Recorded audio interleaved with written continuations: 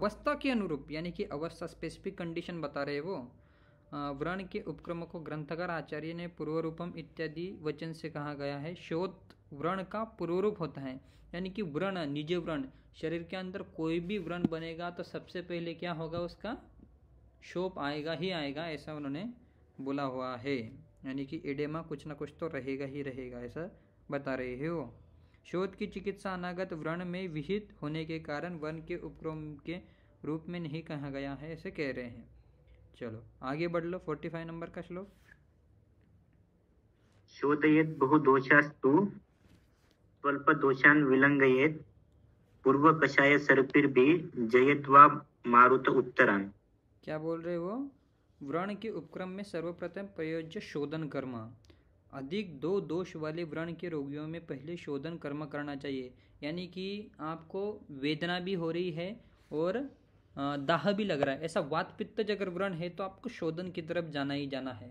जहाँ पर पाक भी हो रहा है और पस फॉर्मेशन भी है कि नहीं, अब व्रण फूटने वाला है, वो कप पित्त टाइप में आ गया तो उधर भी आपको शोधन करना है, ऐसे बोल रहे हैं। हाँ, यानी कि अगर ज़्यादा दोष है, ज़्यादा सिम्टम्स दिख रहे हैं, ज़्यादा अंदर की तरफ दोष लग रहे हैं आपको, तो आपको वहाँ पर सबसे पहले शोधन करवाना चाहिए। वो मन विरेचन आप कर सकते हो। और बोल रहे यदि दोष अल्प परिणाम में हो तो रोगी को लंघन कराना चाहिए। यानी कि कुछ कुछ ये जो व्रण होते हैं वो लंघन कराने से भी ठीक हो जाते हैं, इसे बोल रहे हैं। अथवा व्रण बोल रहे वात प्रदान अगर हो तो कषाय रस वाले द्रव्य से पकाए गए घृत का प्रयोग, कषाय घृत के प्रयोग से पहले वायु को जीते, अर्थात वायु का शांत करे। यानी कि अगर कषाय सर्पी भजेद व मारुतोत्तरन, अगर वातज्वरण है तो आप कषाय सर्पी दे सकते हो।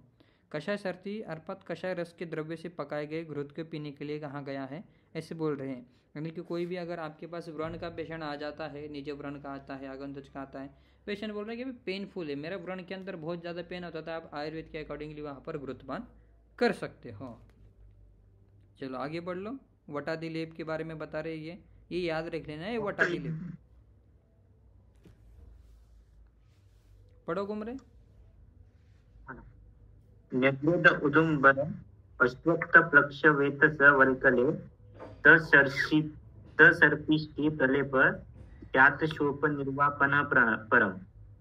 देखो क्या बोल रहे हो, वट का वरोह, यानी कि ऐसा कषाय रसात्मक है कि नहीं, है पित्त के लिए बेस्ट है। उदम्बर की त्वक बोली है, अश्वत्थ बोला है, प्लक्ष भी बोला है, वेतस बोला है, यानी पंचवलकल के मैक्सिमम ड्रग आ गए इनमें। क्या बोल रहे हैं, सभी द्रव्यों को समान परिमाण में लेकर जल से पीस कर कल्क बना ले और उस कल्क से घृत बनाए, बोल रहे हैं। घृत का लेप कहाँ पर करना, शोथ पर लेप करने से शोथ का दाह और उष्णता शांति हो जाती है। यानी कि जहाँ पर पित्त व्रण होता है उसके अंदर क्या लगाओगे तुमको मेरे, लेप लगाओगे। बस आपको सिम्टोमेटिक ही जाना है, ऐसी ऐसी कंडीशन है। अगर कोई भी व्रण का पेशेंट आ जाता है या शोप भी है, ऐसा शोप है उसके अंदर क्या हो रहा है, तुमको दाह और उष्णता, यह सिम्टम मिल रही है, तो आपको वटादी लेप के ऊपर आप वटादी घृत का प्रलेप आप कर सकते हो। इम्पोर्टेंट है घृत का लेपन करना। इसलिए अपन जो अभी जो मिलता है अब्लेज 5GL हो गए, आप यहाँ पर शतदूत घृत का भी लगा सकते हो। उन्होंने एक और अच्छे से बताया गया। वटादी लेप आपको अगर नहीं मिल रहा तो आप शतदूत घृत की तरफ आप ये जा सकते हो। चलो आगे बढ़ लो। विजया मधुकम वीरा विष ग्रंथि शतावरी नील उत्पल नाग पुष्प प्रदेह स्यात सचंदनम। क्या बोल रहे हो, बस व्रण शोध को नष्ट करने के लिए एक प्रदेह बता रहे हैं कि विजय मतलब बला हो गई। बला बोल रहे विजय अर्थात बला, इसका पर्याय नाम याद कर लेना कुमरी। विजय अर्थात बला बोल रहे, मधुयष्टि डाल दिए। देखो बला जो है वात पित्त नाशक है, मधुयष्टि भी क्या है, मधुर मधुर शीत है तो वात पित्त नाशक है। वीरा शिरकाकुली वो भी वात पित्त नाशक है। कमल के गांठ सबसे बेस्ट पित्त शामक है वो। चंदन वात पित्त शामक हो गया, ठीक तरह से पित्त शामक हो गया, बेस्ट है। इन द्रव्यों को समान जन्म में लेकर व्रणशोथ नष्ट हो जाता है। यानी वही हो गया वात पित्त के कंडीशन में, ऊपर का तो भी पित्त के कंडीशन में जा रहा था। तो ये अगर जहाँ पर ऐसे दाह भी हो और अगर वेदना भी हो तो वहाँ के व्रणशोथ को नष्ट करने के लिए दाह और वेदना के अंदर ये आप यूज कर सकते हो। ये वाला प्रदेह, विजय आदि प्रदेह ऐसा बताया गया है उन्होंने। देखो मेन क्या है इम्पोर्टेंट, आपको ये करने हैं, तरतमता भाव करनी है कि आपके व्रण के अंदर कौन से सिम्टम आ रहे हैं, उसके हिसाब से आपको द्रव्य कम ज़्यादा करने हैं। वात पित्त शामक कहाँ पर देने हैं, पूरे पित्त शामक द्रव्य कहाँ पर देने हैं, ऐसे आप कल्पना कर सकते हो। आगे बढ़ लो। तत्व मधुकम सर्पी प्रदेह स्यात् स शर्करा अविदाहीन च अन्नानि चोपे भेषजम उत्तमम। क्या बोल रहे वो, सत्तु हो गए, मधु हो गए, घृत हो गए, शर्करा हो गए, इन सभी द्रव्यों को मिलाकर व्रणशोथ पर गाढ़ा लेप लगाना चाहिए, यानी प्रदेय लगाना चाहिए। ऐसा आप गाढ़ा लेप लगाओगे तो अंदर के अंदर उष्णता बढ़ती जाएगी, ऐसे बोल रहे हैं। शोथ रोग में अविदाही विदग्ध पाक न होने वाले आहार द्रव्य का सेवन करना उत्तम औषधि, ऐसा वो बोल रहे हैं। यानी कि प्रदेय लगाकर आपको क्या करना चाहिए, ऐसे विदा यानी कि उष्ण तीक्ष्ण द्रव्य नहीं देने चाहिए उसको। आहार के अंदर भी आपको सबसे इम्पोर्टेंट है, अगर कोई एब्सेस हो जाता है, किसी को कोई व्रण बन जाता है, तो आहार के ऊपर भी सबसे मेन इम्पोर्टेंट होता है। चलो आगे बढ़ लो। चेद्वम उपक्रांतम रूपम न प्रशमम व्रजेत तस्य उपनाह पक्वस्य पाटनम हितम उच्यते। अब क्या बोल रहे हैं, उपयुक्त विधि से चिकित्सा करने के पश्चात भी यदि शोथ रोग अगर शांत नहीं हुआ है, यानी कि आपका जो इन्फ्लेमेटरी फेज के अंदर जो ये जा रहा है, एडेमा आ गया है, अगर वो कम नहीं हो रहा है तो आपको आखिर में पाक की तरफ जाना ही पड़ेगा। यानी कि शोथ अगर शांत नहीं हुआ तो आप उपनाह, गरम गरम उपनाह लगा के पाटन कर्म, यानी कि आप फोड़ सकते हो उसको, यानी कि पुरान क्रिएट कर देना है, ऐसे वो पाटन क्रिया बोल रहे हैं वो। अगर शोप नहीं शांत हो रहा है तो आप उपनाह लगा सकते हो। अब कौन सा उपनाह लगाना है वो आगे बता रहे हैं, पढ़ो। तेलेन सर्पिषा वापि ताभ्याम वा सुप्तुपिंडिका सुकृष्ण शोकपाकार्थक उपनाह पश्यति। क्या बोल रहे हो, तेल या घृत अथवा तेल या घृत दोनों को मिलाकर सत्तू का पिंड गोला बनाकर थोड़ा गर्म करके शोथ को पकाने के लिए उपनाह बांधना लाभकारी होता है। सत्तू मतलब एक प्रकार के आप बीज ये कर सकते हो, किसी भी चीज़ का आप ये ले लो, यानी कि आपके गेहूं का आटे का भी आप कर सकते हो। सत्तू एक अलग टाइप का द्रव्य आता है, उनका भी आप आटा लगाकर ऊपर से अपन शोथ के ऊपर उपनाह लगा सकते हो, तो उससे क्या हो जाएगा, शोथ पक जाएगा, ऐसे बोल रहे हो। चलो आगे बढ़ लो। स तिला स अतसी बीजा दधि आम्ल सप्तुपिंडिका स किन्व कुष्ठ लवण यस्ता स्याद उपनाहनि। क्या बोल रहे, शोक को पाकार तो उपनाह प्रयोज्य द्रव्य और बता रहे हैं वो, अलग अलग द्रव्य बता रहे हैं। पहले एक सत्तू का तेल या घृत बनाकर ऐसे प्रयोज्य द्रव्य बता दिए, ऊपर एक पाटन क्रम के लिए उन्होंने एक प्रदेह ऐसा बता दिया, ठीक है नहीं। आगे अब बता रहे हैं और उपनाह के लिए आपको अच्छे से आप कर सकते हो, तो बोल रहे हैं कि तिल का बीज लीजिए जो कि उष्ण है, अतसी बीज भी उष्ण है, लेकिन आपको पाक करना है, व्रण को क्रिएट करना है, अंदर के दोष को बाहर निकालना है। खट्टा दही आम्ल होता है, उष्ण होता है। सूरा किट्टा बोल दिया, मध्य का जमा हुआ, नीचे का तल भाग वो तो मिलता नहीं है इतना, और आप बाकी के द्रव्य डाल सकते हो। कुष्ठ भी मिल जाता है, सौसर या लापा नाम से मिलता है, बहुत ही उष्ण होता है, तीक्ष्ण गंधे होती है। सेंदल लवण, इन सभी को मिलाकर सत्तू को सान ले, सत्तू का पिंड बनाकर उपनाह बांधने से शोथ में उत्तम होता है। यहाँ पर शोथ के लिए इन्होंने ये उपनाह बोला हुआ है। चलो आगे बढ़ लो। रुगदाह रागतोदिश्च विदग्धम शोपम आदिशेद जल बस्ती समस्पर्श संपक्व पीड़तेन उन्नतम। देखो यहाँ पर बहुत इंपॉर्टेंट अच्छे से बताया, पच्चमान अवस्था है कि नहीं, जब अब पाक होने लगा है कि नहीं, अभी पक रहा है घाव, तो कैसे अपन समझोगे, तो पेशेंट बोलेगा शोथ में एक अदर पीड़ा हो, पेन होता है, दाह राग तो हो, तो उसको विदग्ध मानना चाहिए, ऐसे बोल रहे हैं। यानी कि पीड़ा भी हो रही है, दाह भी होने लगा है, रेडनेस आ गई है ऊपर ऊपर की तरफ, तो आप समझ लो कि ये पकने की तरफ आगे जा रहा है। और पक्ववन के अंदर क्या बोल रहे हैं, व्रणशोथ को अगर स्पर्श करने से पूर्ण बस्ती के समान अनुभूति होती है, यानी कि वहाँ पर फ्लक्चुएशन टेस्ट अगर ये पॉजिटिव है तो आप उसको क्या बोल सकते हो कि ये पक्व हो गया है, ऐसे बोल रहे हैं। तथा व्रणशोथ को दबाने से उसमें गड्ढा हो जाता है और वह पुनः उड़ जाए तो उसको पक्व समझना चाहिए, ऐसे वो बोल रहे हैं। यानी कि ऐसा पीटिंग एडेमा टाइप बता रहे हैं वो। जल बस्ती समस्पर्श सपक्व पीड़ितो उन्नतम, ऐसा बोल रहे हैं वो। तो ये भी याद रख लेना, ये तो पता ही होता है सबको, पच्चमान और पक्वावस्था। चलो आगे बढ़ लो। उमा कुमरे अथो कुमरे यही एक क्वेश्चन था ना शायद, तुम बोल रहे थे व्रण की अवस्थाएं। हाँ डॉक्टर, हाँ। हाँ ये भी हो सकता है, यही अवस्थाएं हो सकती है, क्योंकि कभी कभी चरक कोई पढ़ता नहीं ना, चरक से ही कोई आउट ऑफ सिलेबस क्वेश्चन ऐसे दे देते हैं, है क्या। तो ऐसा हाँ क्वेश्चन आ डॉक्टर। गया ना, तो ये तीनों लिख देने के, आम अवस्था, पक्वावस्था, पश्चिमान अवस्था, और वो सुश्रुत की भी लिख देने की, शोध की अवस्था है। नहीं तो तुम वो शुद्ध शुद्ध वाली भी लिख सकते हो। हाँ डॉक्टर। चलो पढ़ लो आगे। गुगुलु सौदंपयो दक्ष कपोतयो विटपलाश भवक्षारो हेमक्षीरी मुकुलक इति उक्तो भेषज घन पक्वश्योत प्रभेदन तु कुमारस्य कुष्ठस्य शस्त्रं तु परमुच्यते। क्या बोल रहे हो? पक्व व्रण शोध भेदनार्थ प्रयोज्य लेप बता रहे हैं। अब पक्व हो गया अनशोध, उसको भेदन अगर आपको करना है, अगर उसको फोड़ना है बिना शस्त्र लगाए हुए, सिर्फ आप ये लगाकर, मेडिसिन लगाकर कैसे भेदन करते वो देख लो, और मेडिसिन याद रख लो।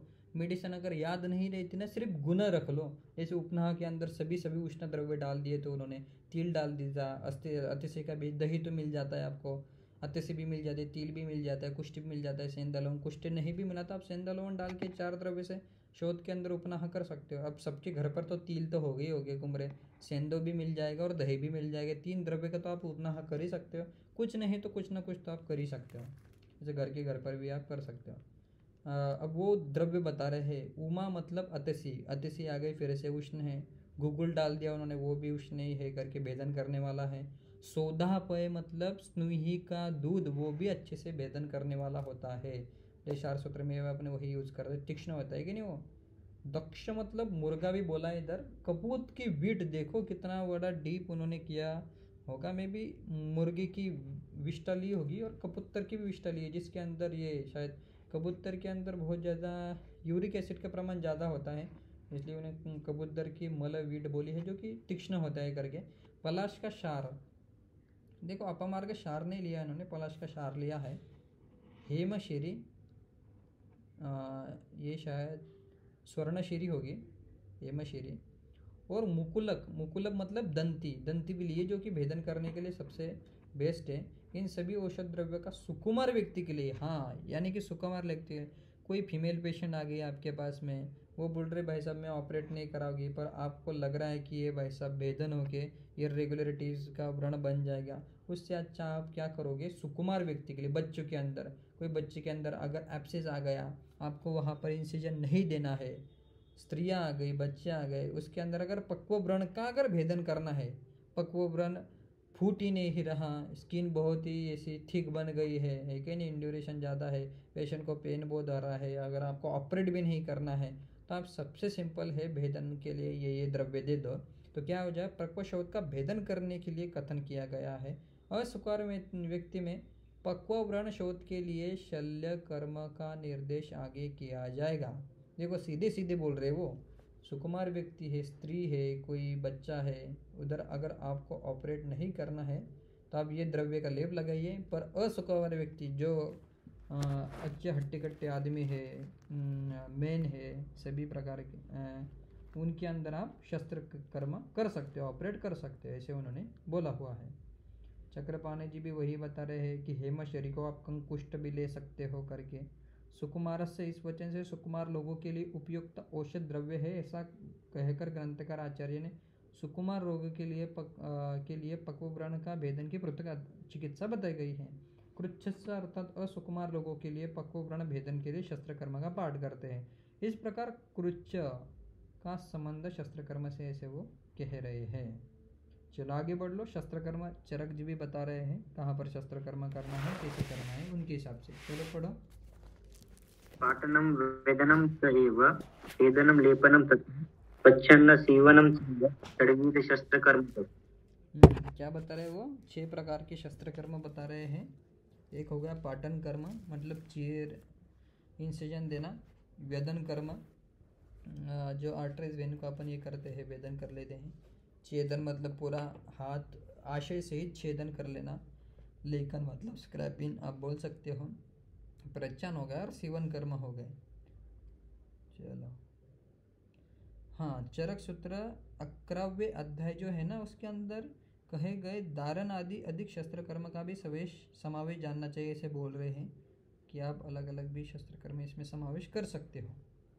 हाँ, आगे बढ़ लो। पाटन कर्म कहाँ पर करना है तो नाड़ीव्रणा पक्वशोथस्तथा शतबुध उदरम अंतशल्यास्त ये शोपा पाट्यास्ते तद्विदाश्च ये। क्या बोल रहे हैं वो? नाड़ी व्रण के अंदर जहाँ पर साइनस बन गया है, जैसे पाइलोनाइडल साइनस हो गया, अब पूरा कंप्लीट ये कर सकते हो, साइनसेक्टोमी कर सकते हो। पक्व व्रण शोथ है जहाँ पर, उसके अंदर तो आपको पाटन कर्म करना ही करना है करके। शत उदर के अंदर भी आप करना चाहिए। बद्ध गुददर के अंदर भी आपको पाटन कर्म करके, मे बी इंटेस्टाइन का कुछ ऑपरेट करते होंगे वो, इसलिए उन्होंने बद्ध गुददर में पाटन कर्म बोला है करके। तथा शोध के अंतर्गत स्थित शल्य, अगर शोध के अंदर कोई भी शल्य पड़ा है, फॉरेन बॉडी है, तो उसको भी आप काट के बाहर निकाल सकते हो। ऐसे इस प्रकार सामान्य अन्य रोगों में पाटन क्रिया करनी चाहिए, ऐसे सामान्य नियम से उन्होंने बताया गया है। चलो आगे बढ़ लो। वेदन कहाँ पर करना है तो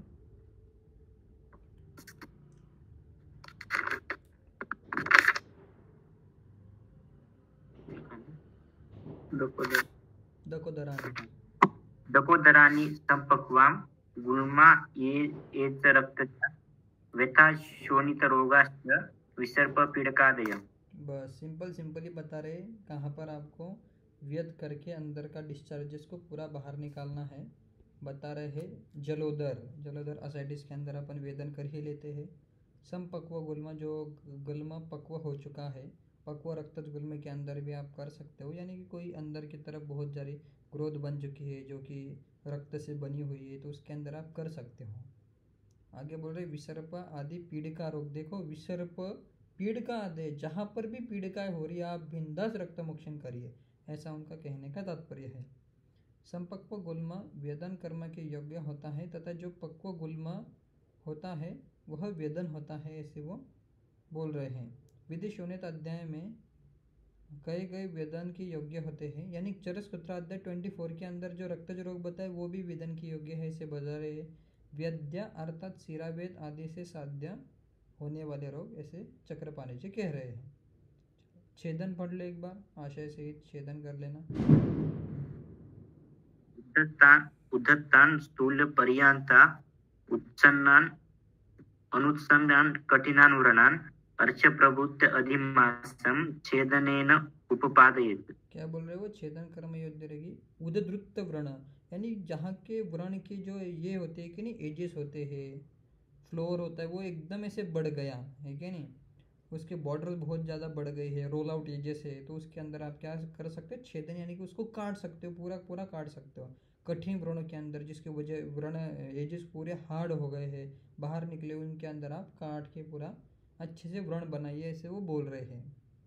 आगे बोल रहे अर्श का भी छेदन करना चाहिए, बोल रहे हैं। देखो चरक जी खुद बोल रहे अर्श का आप छेदन कर सकते हैं। और उधर चिकित्सा स्थान में बोल रहे हैं, उधर चिकित्सा अध्याय में जाओगे अब अर्श के, तो वो बोल रहे हैं कि किसी आचार्य को औषध पसंद है, किसी आचार्य को छेदन पसंद है, किसी आचार्य को अग्निकर्म, किसी को जल होगा, ऐसे अलग अलग वो खुद का ये बता रहे हो। पर यहाँ पर उन्होंने और एक बताया गया है कि भाई अर्श का छेदन कर सकते हो आप, उन्होंने भी ऑपरेट के लिए बोला गया है। और आगे बोल रहे अधिमास रोग, अधिमास से उत्पन्न होने वाले जितने भी लाइपोमा वगैरह है ना, जितने भी ग्रोथ है, वो सब कुछ ही इंक्लूड हो जाती है अधिमास रोग के अंदर। मांस के रोग पूरे पूरे यहाँ पर सिस्ट हो गए, सेबेशियस सिस्ट हो गए, जितने भी सिस्ट है पूरे पूरे अधिमास रोग के अंदर छेदन करने के लिए उन्होंने बोला गया है। चलो आगे बढ़ लो। लेखन योग्य रोग।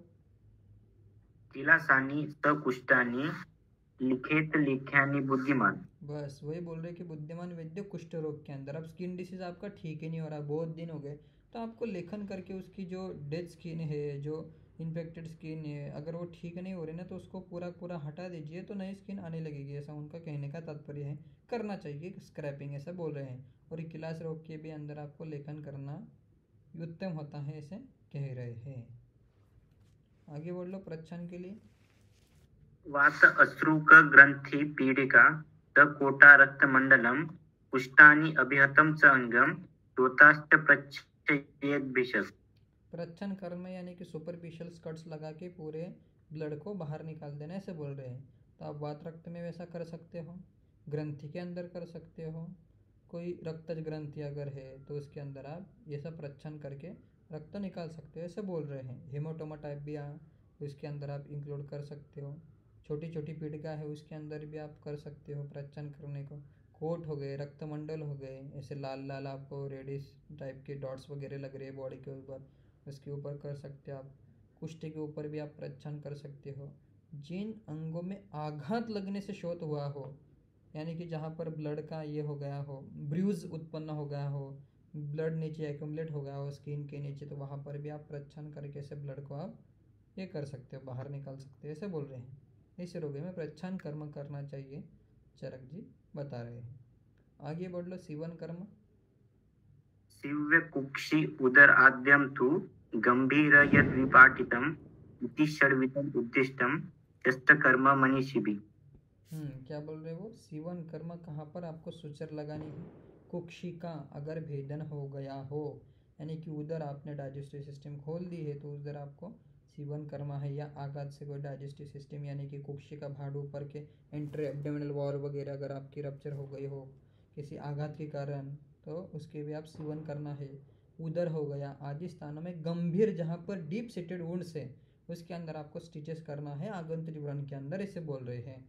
अथवा जिस व्रण की गहराई तथा चीरा किया गया हो, यानी कि द्विपाटितम ऐसे बोल रहे हैं, विपाटितम, उसमें सीवन कर्म करना चाहिए। इस प्रकार बुद्धिमान वैद्य ने 6 प्रकार के शस्त्र कर्म इन्होंने इंक्लूड कर दिए हैं। चलो आगे बढ़ लो, पीड़न योग्य 61 नंबर का कोशमंतो ये व्रणास्थान प्रपीड़येत्। क्या बता रहे हैं वो?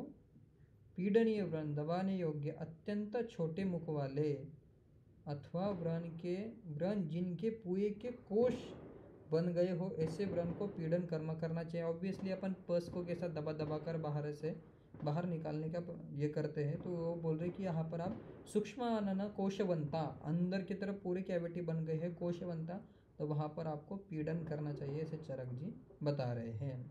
आगे बोल रहे पीड़न योग्य द्रव्य भी बता रहे हैं। ये भी बहुत अच्छा, पहले भी सुश्रुत जी के अंदर भी अपन ने ये पीड़न द्रव्य ये करे हैं, पढ़े हुए हैं। इसको फिर से एक बार पढ़ लेते हैं, पढ़ लो इसको। कलायाश्च मसूराश्च गोधूम सहरेण कल्कीकृता प्रसिद्धन्ते निस्नेहा वर्णपीडने चालमल्लित्वगबलामूलम तथा नेग्रोध पल्लवा। क्या बोल रहे हैं वो? कला है, यानी कि आप मटर के दाने का आटा बना लीजिए, मसूर की दाल का आटा बना लीजिए, गोधूम, उधर सुश्रुत जी के अंदर सिर्फ गोधूम आया था, यहाँ पर 2-4 द्रव्य उन्होंने ऐड कर दे। हरेनु का मतलब निर्गुंडी के बीज को ऐसा अच्छे से पीस लीजिए। आगे क्या बोल रहे हैं? जल के अच्छे सा कलका बना लीजिए, उसके अंदर तेल गुरुत नहीं डालना, ये इंपॉर्टेंट चीज़ बताई गई है। और व्रण के ऊपर क्या करना है? आजू बाजू जो है ना, उसका जो ओपनिंग है, एक छोटी सी ओपनिंग छोड़कर बाकी आजू बाजू सब तरफ वो लेप लगा देना है, ऐसे वो बोल रहे हैं। आगे बोल रहे हैं शालमली, त्वक, बलामूल, न्यग्रोध पल्लव, इन सभी द्रव्यों को समान परिमाण में लेकर कलक बनाकर बिना स्नेह के व्रण के ऊपर पीड़न के लिए लगाना चाहिए। अब ये क्या हो जाएगा? ये जो लेप है ना ऊपर के, जहाँ पर मुख है, उसको छोड़कर आजू बाजू में पूरे कैविटी की तरफ आपने बाहर की तरफ ये लगा दिया, व्रण लगा दिया, तो स्किन पूरी क्या हो जाएगी? खिंच जाएगी, यानी कि लेप सूखने के बाद में वो कॉन्ट्रैक्ट हो जाएगी कि नहीं लेप, तो उसके साथ साथ में स्किन भी ये हो जाएगी, कॉन्ट्रैक्ट हो जाएगी। और जब डीप सीटेड जो कोश है, जहाँ तक आपकी आर्टरी भी नहीं जा रही, कुछ भी नहीं जा रही, तो पूरा पूरा जो पस है कि नहीं वो बाहर की तरफ निकल में आ जाएगा। ये बहुत ही बढ़िया कंसेप्ट चरक जी ने बताया और सुश्रुत जी ने भी बताया था। ये पीड़न द्रव्य का कंसेप्ट उन्होंने बताया गया है, तो करना चाहिए। पर कहाँ पर? उसका जो मुख है, मुख को छोड़कर आजू बाजू में आपको लगाना चाहिए, जहाँ पर सूक्ष्म आनन है, कोश बनता है, वहाँ पर आपको पीड़न करना है द्रव्य से। चलो आगे बढ़ लो। आदिकम उद्दिष्टम चक्रपाणी जी ने बताया गया वो लेपो निस्नेहो व्रणमुखम वर्जित्वा कर्तव्यम। चक्रपाणी जी ने और एक्सप्लेन कर दिया। चलो पढ़ लो अभी। नेग्रोत आदिकम उद्दिष्टम बलादिकम अथापि वा आलेपनम निर्वपम तद्विद्यात् एष्ट सेचनम। क्या बता रहे वो? निर्वापन तथा विलेपन में प्रयोज्य द्रव्य बता रहे हैं। न्यग्रोध अथवा बलादि औषधियों से व्रण का लेपन और निर्वापन करना चाहिए। इन्हीं औषधियों के क्वाथ से व्रण का सेचन भी कर सकते हो आप। चक्रपाणी जी बता रहे हैं कि निर्वापन से आप यही मान लीजिए कि जहाँ जिस व्रण के अंदर आपका दाह पाक हो रहा है उसके अंदर आपको निर्वापन करना है, यही बता रहे हैं। उसके लिए उन्होंने शीत द्रव्य यूज़ किए, जैसे न्यग्रोदधि हो गए, बला हो गए, पूरे पूरे शीत द्रव्य हैं निर्वापन के लिए। सिंपली सेम ही सीधे सीधे कंसेप्ट करके वो आप बोल रहे कि आप सेचन भी कर सकते हो, ऊपर से धारा डाल सकते हो व्रण के ऊपर या व्रणशोथ के ऊपर। चलिए आगे बढ़ लो। सर्पिषा रसधौतेन पयसा मधुक अम्बुना निर्वापयेत सुशीतेन रक्तपित्त उत्तरान व्रणान। क्या बता रहे हो, देखो शतदूत घृत कहाँ गया है, पीछे बता रहा था, यहाँ पर ही उन्होंने बता दिया कि रक्तोल्बन तथा पित्तोल्बन व्रण के अंदर जल के अंदर 100 बार धोए गए शोत घृत से अथवा अति शीतल दूध से या मधु का अम्बु, यष्टि मधु के अम्बु से भी आप निर्वापन कर सकते हो, ऐसा उन्होंने बोला। यानी कि रक्तज हो गया, पित्तज हो गया, जहाँ पर रेडनेस इन्फ्लेमेटरी फेज ज़्यादा लग रहा है आपको, वहाँ पर आप शतदूत घृत यूज कर सकते हो। आगे बढ़ लो। संधान कर्म। लंबानी व्रणमासानि प्रलिप्य मधुसर्पिषा संददित समम वैद्यो वंदनेश्च उपपादये। क्या बता रहे हो, लंबित मांस वाले व्रणों में मांस को अच्छी तरह समान स्थिति में लाकर समंगा जो अंगों को सम करने वाली ऐसी मंजिष्ठा जो है उसका पर्याय नाम बताया गया है। धात के पुष्प बता रहे हैं, रक्त प्रसादन भी करती है। फलिनी प्रियंगो हो गया, लोद्र हो गया, कषाय रसात्मक रक्त स्तंभन करने वाला कटफल हो गया। इन सभी द्रव्यों औषध द्रव्यों के चूर्ण को अवचूर्णन करके छिड़का। यानी कि जहाँ पर मांस ज़्यादा बड़ा हुआ है, हाइपर ग्रानुलेशन हो चुका है, पूरा फ्लोअर का ज़्यादा ही बढ़ रहा है, ऐसा मैलिग्नेंट वगैरह अगर स्थिति है, ऐसा मांस बाहर की तरफ निकल रहा है जो कि व्रण को भरने नहीं दे रहा है, तो वो बोल रहे कि पहले आप अच्छे से पाटन करो, छेदन करो, उसको समान स्थिति में डालो और उसके बाद में ये द्रव्य का उन्होंने छिड़काव करने के लिए और चूर्णन करने के लिए, तो आप सिंपल मंजिष्ठादि चूर्ण, मंजिष्ठा का चूर्ण का आप अवचूर्णन कर सकते हैं। ऐसा अच्छे से उन्होंने कंसेप्ट बताया गया है। आगे पढ़ लो। एक पंचकोल वाला अच्छे से बता रहे हो। पंचवल्कल चूर्णेर्वा चुक्ति चूर्णे समायुते धातकी लोद्र चूर्णेर्वा तथा रोहंती ते व्रणा। देखो कितना अच्छा कंसेप्ट बताया। अथवा शुक्ति के चूर्ण, आप शुक्ति भस्म आप लगा दोगे तो मांस का लेखन 101% कर ही देगा, इसलिए उन्होंने यानी कि मांस को जलाएगा, मांस को समस्थिति में लाएगा, ऐसे वो बता रहे हैं। शुक्ति चूर्ण को मिलाकर पंचवल्कल चूर्ण, यानी कि ज़्यादा ही दहना हो जाए उस शुक्ति भस्म के कारण, तो बोल रहे कि पंचवल्कल के चूर्ण के अंदर आप धायटी के फूल हो गया, लोद्र हो गया, यानी कि ब्लीडिंग रोकने के लिए भी उन्होंने अच्छे से बता दिया, रक्त प्रसादन के लिए शुक्ति भस्म को मिलाकर व्रण के अंदर अवचूर्णन करना चाहिए। इससे व्रण का रोपण हो जाता है और व्रण जल्दी से जल्दी भर जाते हैं, ऐसे उन्होंने बोला। ऐसा आप अवचूर्णन भी कर सकते हो, जहाँ पर मांस की वृद्धि होती है वहाँ पर आप ऊपर के श्लोक को फॉलो कर सकते हो यहाँ पर। चलो आगे का पढ़ लो। अस्थि भग्न। अस्थि भग्नं च्युतं सन्ति संददित सम पुनः समेन समम अंगेन भूत्वा अन्येन विचक्षण तीरे कवलिका बंदे कुशिकां बीष्ट संस्थितं पट्टे प्रभूत सर्पिष्टेर पद्नियात अचरम तिष्ठम्। देखो चरक जी ने भी एक ही लाइन में बता दिया। अब अस्थि भग्न हो चुका है, व्यक्ति की अस्थि के टूटने पर या संधि के चूत होने पर, यानी कि डिसलोकेशन होने के ऊपर क्या बोल रहे हो, चतुर चिकित्सक, चतुर यानी कि जिसको एक्सपीरियंस है, अच्छे से ऑर्थोपेडिक के अंदर अच्छे से काम किया हुआ है, ऐसे चतुर चिकित्सक को अन्य समान अंगों के साथ टूटी हुई अस्थि या अपने स्थान से च्युत यानी कि डिसलोकेट हुए हुए संधि को समान स्थिति में रखकर संधान जोड़ना या यथोचित स्थान पर स्थापित करना चाहिए। यानी कि वो बोल रहे रिडक्शन कर दो अच्छे से। संधान किए गए अस्थि तथा संधि के ऊपर स्थित कवलिका दबाए, यानी कि वो बोल रहे अच्छे से आप प्लास्टर ऑफ पारिस कर दो, रखकर बंधन बांध दे, ऊपर से आप अच्छे से बैंडेजिंग कर दो, उस पर आप कुशा रखकर टूटी हुई हड्डी, यानी कि ऐसा आपको एक ही स्थिति में, यानी कि ज़्यादा हलचल नहीं होने चाहिए, इसलिए उन्होंने कुशा बंधन का उन्होंने बताया। अब अपन प्लास्टर ऑफ पेरिस करते, कुशा भी आप बांध सकते हो। टूटी हुई अथवा स्थानच्युत संधि को स्थिर करे, ऐसा बोल रहे हैं वो। इसके पश्चात प्रभुत मात्रा में प्रयुक्त घृत से लिप्त वस्त्र की पट्टी से सूखकर स्थिर बंधन बांधना चाहिए, ऐसे बोल रहे हैं।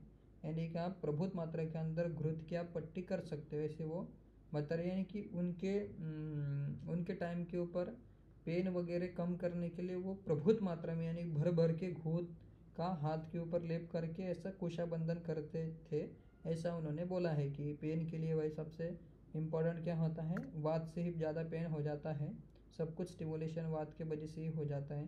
तो इसलिए उन्होंने भर भर के प्रभुत मात्रा में घृत का लिप्त वस्त्र की पट्टी करके स्थिर बंधन बांधने के लिए गया है, ऐसा कह रहे हैं।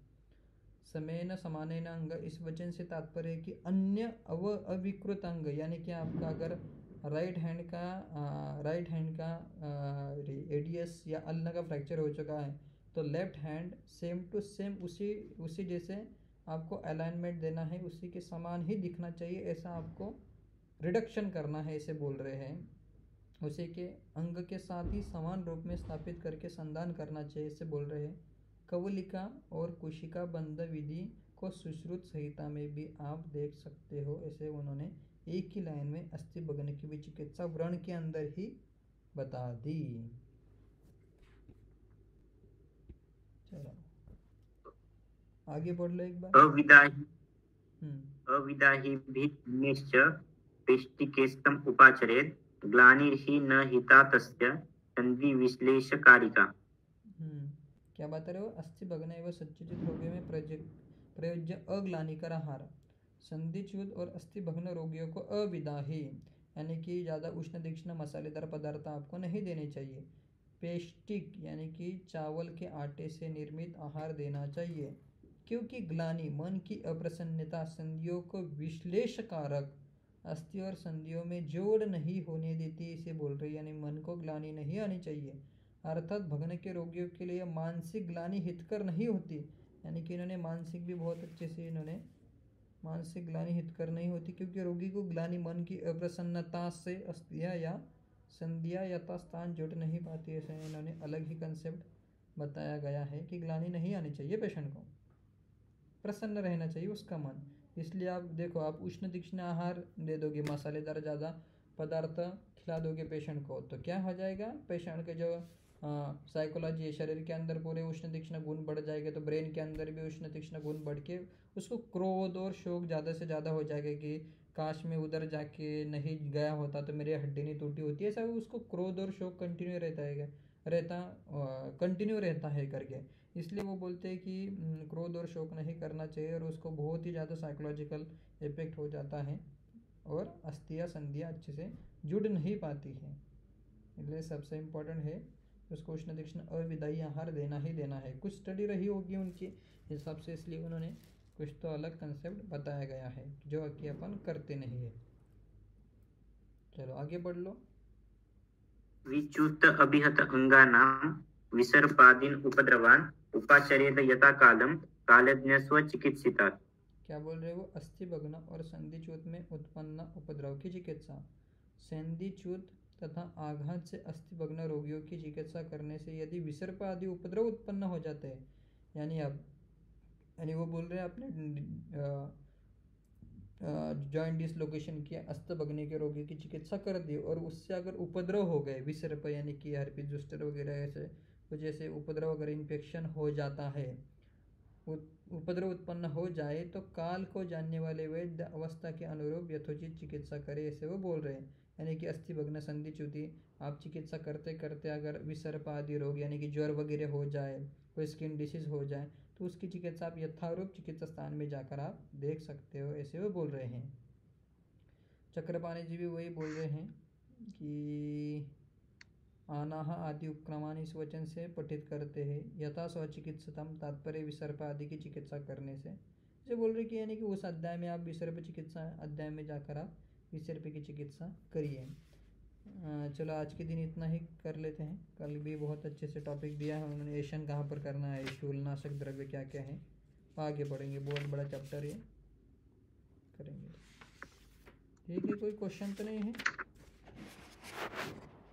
बंद करें? हाँ बॉस बताइए बॉस।